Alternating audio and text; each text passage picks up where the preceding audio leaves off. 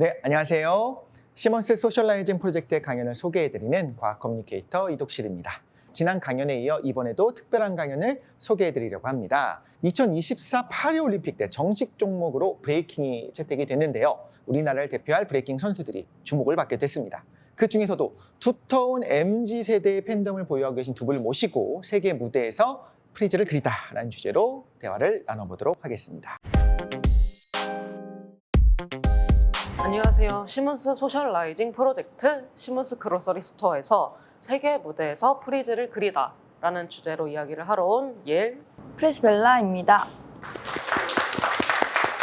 이렇게 비걸이라고 소개를 해주셨어요. 제가 오기 전에 이제 글로 배운 브레이킹, 글로 배우는 게 저의 특기니까 네. 글로만 공부를 하다 보니까 예전에는 뭐 비보이, 비걸 이렇게 이야기를 했었는데 이제는 그렇게 하지 않는다. 뭐 올림픽에서는 브레이킹으로 이름을 하고 브레이커라고 하는 건 저는 예전에 그 등골 브레이커 이런 네. 걸 좀 생각했었는데 그게 공식 명칭이 됐잖아요. 두 분의 소개를 들어보니까 이제 비걸이라고 하셨어요. 개념을 좀 모르시는 분들도 있을까 봐 한번 어떤 개념인지 설명해 주셔도 좋을 것 같아요. 브레이킹이란 단어 이전에 원래 비보잉으로 저희가 처음 출 때만 해도 사실 브레이킹보단 비보잉으로 많이 불렀었는데 그러다가 이제 올림픽 정식 종목으로 채택이 되면서 남자의 성별만 들어간 단어가 아닌 성평등한 단어가 필요해서 브레이킹이라는 단어가 탄생이 됐는데 그 안에서 어쨌든 남녀 종목이 나눠져 있기 때문에 남자는 비보이, 여자는 비걸 이렇게 나눠서 부르게 된 거고요. 원래도 있던 명칭인데 이제 조금 더 구체화 시켜주신 거죠. 프리즈 같은 경우에는 그런 브레이킹 안에 있는 잠깐 정말 멈추는 그런 동작을 프리즈라는 이름으로 되게 다양한 동작들이 많은데 예전에 나이키 같은 게 그런 거 아니었어요? 맞아요. 이렇게 모양이 딱 나이키 하고. 프리즈, 뭐 일자 프리즈 굉장히 다양한 프리즈가 많은데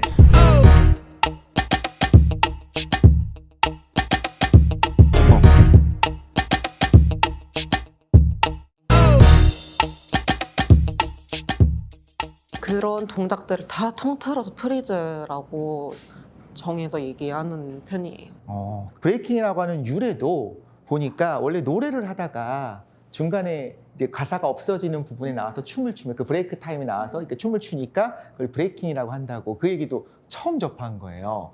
그런데 이제는 올림픽에 종목이 되었고 말하자면 할아버지 할머니가 보면서 응원을 할 거라는 거예요. 이렇게 인식의 변화들에 대해서는 피부로 정말 느껴지실 것 같아요. 어떠세요?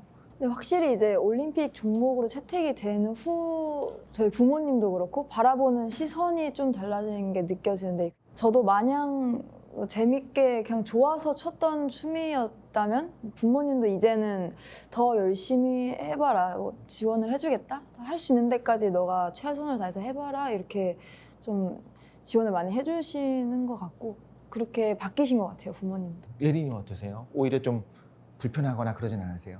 원래는 정말 비주류 문화에 가까웠거든요. 저희들만 하는 그들만의 리그 같은 느낌이었고 저희 이전에 수많은 선배분들이 세계대회에서 우승을 한 게 몇 번인데 알아주는 분들이 거의 없었고 전 세계 모든 국민이 아는 그런 올림픽 무대에 저희가 출 수 있게 됐다 보니까 더 저희를 알릴 수 있는 기회가 넓어진 거죠. 저희 춤을 세계 무대로 알릴 수 있는 그 기회를 놓치지 않으려고 열심히 하고 있는 것 같아요. 저도 정말 기대를 많이 하고 있습니다. 근데 두 분께 상징적인 어떤 단어라고 해야 될까요? 하나씩 키워드를 좀 찾아봤는데 예리님은 리미트리스, 이거 어떻게 말해야 되죠? 네. 리미트레스, 한계 없음이라고 하는 단어를 쓰셨던 것 같아요. 어떻게 이런 단어를 난 이제 평생 가지고 갈 거라고 생각하셨을까요? 이 리밀리스라는 단어를 찾아내기 전까지는 저도 되게 제가 하고 싶은 바와 그리고 제가 나아가려는 방향에 대해서 구구절절 설명해야 하는 거예요. 말이 길어지는 거죠. 쉽게 말하자면. 저처럼.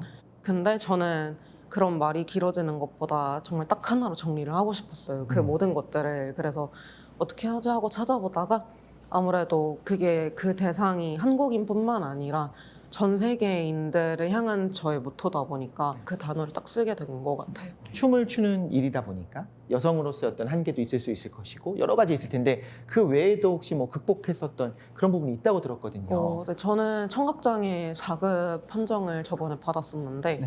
현재는 그 뭐 4급, 3급 이런 급수가 없다고 하더라고요. 중증, 경증으로만 하고 있죠. 네네네. 보청기를 뺐을 때 안 들리는 네. 정도니까. 그래서 제가 귀가 안 들려서 느끼는 불편함이나 이런 거에 좀 뭔가 칭얼댄다든지 이거를 토로를 한다든지 하고 싶진 않더라고요. 근데 이제 혹시 음악을 어쨌든 듣고 춤을 추는 상황이니까 저주파는 이제 몸으로도 느끼니까 그렇지만 그럼에도 불구하고 좀 잘 들었으면 좋았을 텐데 하고 아쉬움이 느껴지는 부분이 조금은 있나요? 아니면 정말 아무렇지도 않나요? 기계가 걸러주는 소리를 이렇게 듣는 거기 때문에 한계가 있긴 하더라고요. 소리도 기계가 잘못되면 제가 들을 수가 없고 아, 네. 네, 결국엔 저도 계속 이거에 의존을 해야 하는데 저는 지금 배터리를 갈아 끼우는 보청기를 사용을 하고 있어요. 제가 배틀을 하던 중이나 아니면 네. 대회 현장에서 얘가 곧 꺼집니다 하는 알림이 들리면 소름이 돋아요. 아, 그럴 수 있겠네요. 배터리가 내 손에 없으면 불안해지기 시작하는 거예요. 그런 단점도 있고 신기하게도 어쨌든 세팅은 이미 다 되어 있는데 끼고 뇌에서 이제 얘가 걸러주는 소리를 적응하는 시간이 필요한데 그게 한 달은 걸리는 것 같아요. 한 달 최소 2주? 물론 다행히 뭐 보청기 교체 주기가 뭐 최소 몇 년이다 보니까 자주 일어나진 않는데 몇 년 전에 보청기를 바꾸고 한 달이 안 된 상태에서 그냥 저는 처음이었으니까 대회를 나갔어요. 네. 소리가 안 들리는 거예요. 그 음악으로 안 들리고 누가 진짜 꽹가리를 막 옆에서 꽹꽹꽹 치는 게 들리는 거예요. 네. 당황을 해서 어떻게 하자 하다가 보청기를 순간 확 빼버렸는데 그때 어쨌든 큰 스피커에서 나오는 소리 앰프로 엄청 크게 들리니까 이제 뺐는데 조금 들리는 거예요. 그냥 되게 오히려 착착착 되게 작은 소리로 그래서 그걸 듣고 쳤거든요. 그래서 그때 이런 불편함도 있었구나 하면서 하나씩 알게 되고 더 이상 그렇게까지 당황하게 되는 일은 없거든요. 그래서 그것만 잘 넘기면은 어쩌지 잘 넘어갈 수 있는 것 같아요. 전지혜 선수님의 경우에는 닉네임은 이제 프레시벨라라고 네. 계세요. 그 뜻은 신선한 벨라, 아름다움이라고 네. 하셨는데 알 것 같은 느낌이 오늘 콘셉트가 그 새로운 청바지의 느낌이 조금 있는 것 같아요. 그런 느낌 오신 거 맞으신가요? 네, 그런 느낌으로 입는 것 같습니다.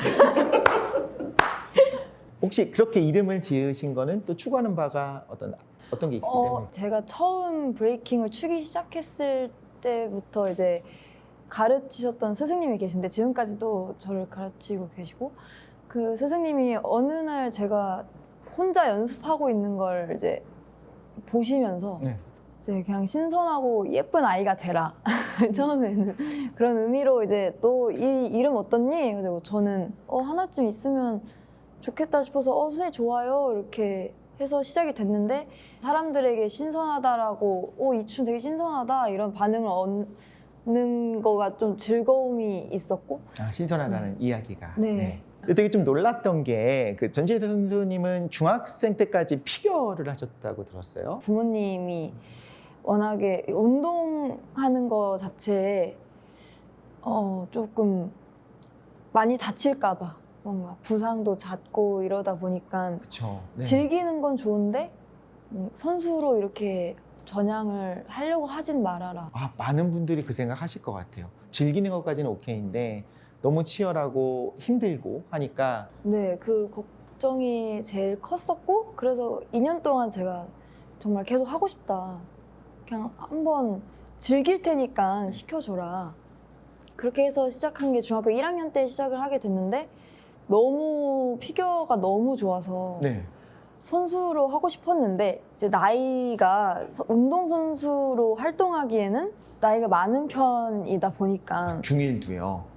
뭔가 그렇다고 남다른 재능이 있었던 것도 아닌 그냥 제가 정말 재밌어서 좋아서 했던 거였기 때문에 부모님이랑 이제 얘기를 하고 상의하에 이제 다른 너가 하고 싶은 거를 해봐라 그렇게 하셔서 이제 댄스 학원에 노래랑 뭐 보컬 댄스 그렇게 네. 있는 학원에 등록을 하게 돼서 거기서 브레이킹을 만나게 됐어요. 다칠까봐 피겨 선수의 생활은 만류하셨는데 그 딸이 이제는 브레이킹 선수가 돼서 국가대표로. 예전에는 아파도 아픈 티도 안 내고 그만두게 할까 못하게 할까 봐. 네. 근데 그렇게 해오면서 결과를 비춰주니까 부모님도 그냥 몸 부상 조심하면서 즐기면서 해라 이렇게.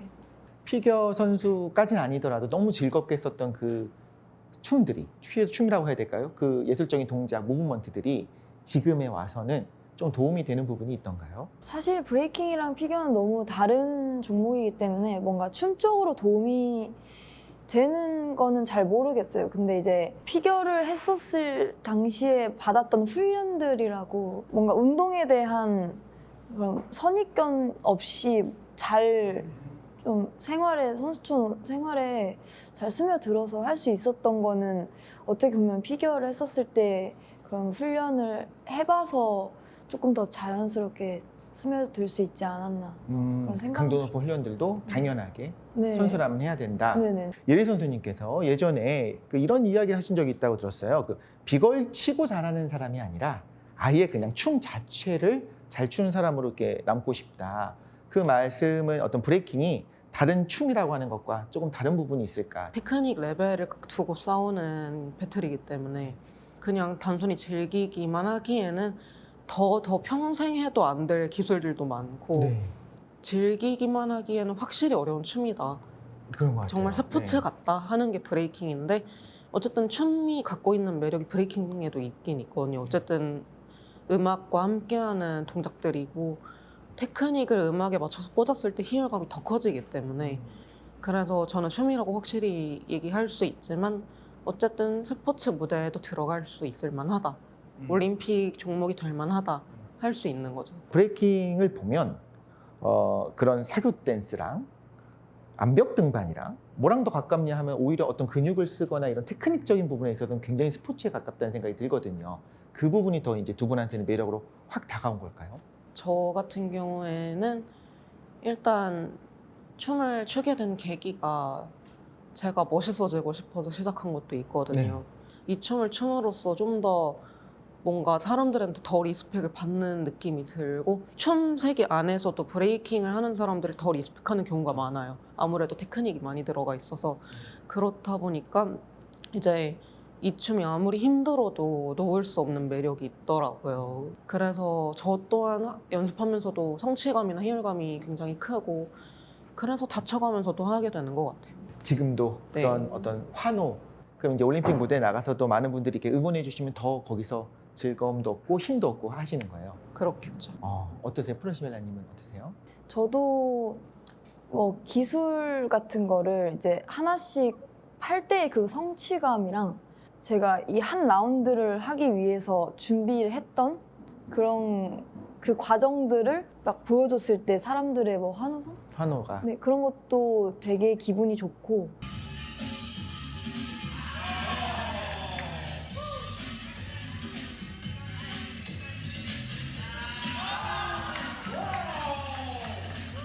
아드레날린이 막 네. 펌핑되는.